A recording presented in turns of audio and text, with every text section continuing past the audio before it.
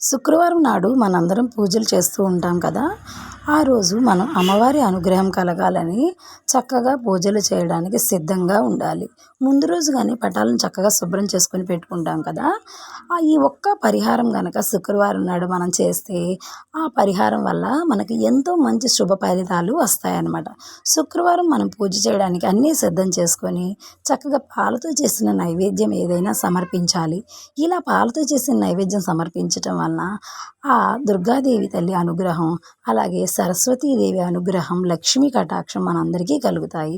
ఆ రోజు ఎంతో పరిశుభ్రంగా ఉండాలి. మనం తినే ఆహారం కూడా సాత్వికంగా ఉండాలి. మనం మాట్లాడే ప్రతి మాట కూడా మంచిగా ఉండాలి. ఆ రోజు మనం పిల్లలతో ప్రేమగా మెలగాలి. శుక్రవారం నాడు ఎలాంటి తగవలు, గొడవలు పెట్టుకోకూడదు. ఆ రోజు మనం చేసిన పుణ్యమంతా కూడా మనకి మంచి శుభ ఫలితాలతో ఆ లక్ష్మీ కటాక్షం వలన మనకి కలుగుతుంది. సో, ఆ రోజు మనం సాయంత్రం ఈ ఒక్క చిన్న పరిహారం చేయాలి. మనం సింహద్వారం దగ్గర ఉన్నటువంటి గుమ్మాన్ని చక్కగా పరిశుభ్రంగా ఉంచుకొని, అక్కడ మనం పసుపుతో, కుంకుమతో అలంకరించుకున్న తర్వాత పూలతో అలంకరించుకోవాలి.